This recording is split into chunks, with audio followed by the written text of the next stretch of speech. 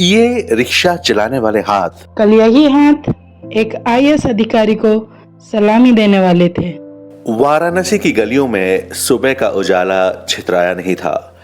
नारायण जायसवाल हर दिन cycle rickshaw खींचते, थके हारे और उनकी गर्दन झुकी हुई। उनके मन में बस यही सपना था कि अपने बेटे को एक नया मुकाम देना।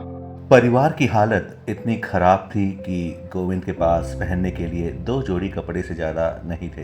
नारायण जी ने वो अंतिम रिक्शा भी बेचने की सोची जो उनकी रोजी रोटी का एकमात्र सहारा था, ताकि बेटे की पढ़ाई चल सके।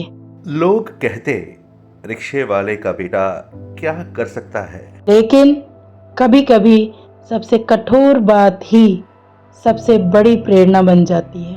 बेटा था गोविंद जायसवाल, एक साधारण सरकारी स्कूल से पढ़ा, लेकिन दिल में बड़ी आकांक्षा थी।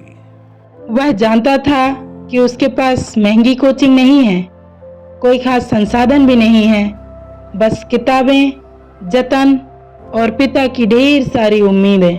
उसने खुद बचपन में ट्यूशन पढ़ा और अपनी जेब खर्चे खुद उठाए। कई बार तो भूखे पेट ही पढ़ाई करनी पड़ती थी, लेकिन उसने कभी हार नहीं मानी।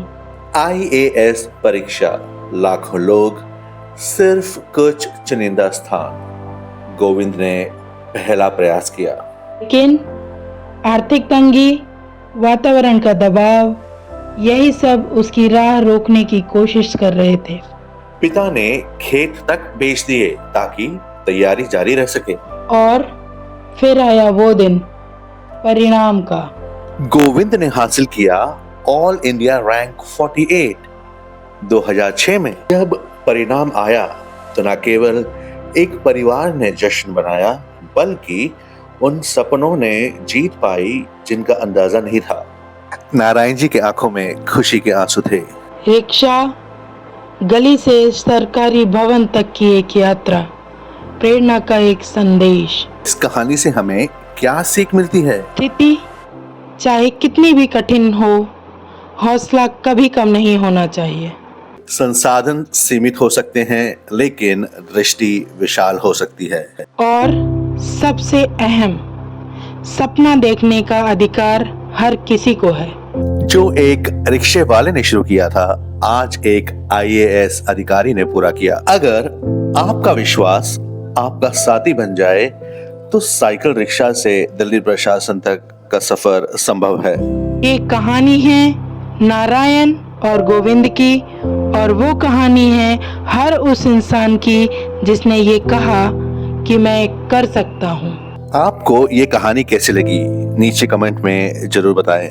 और उस शख्स का नाम भी बताइए जिसकी मेहनत ने आपको प्रेरित किया हो। अगर आप भी किसी एग्जाम की तैयारी कर रहे हैं तो इस वीडियो को सेव कर लें और तब देखें जब मन उदास हो। खुद पर भरोसा रखिए, मेहनत कीजिए और अपनी कहानी खुद लिखिए। तो दोस्तों, thank you for watching, thanks for time, take care, bye bye.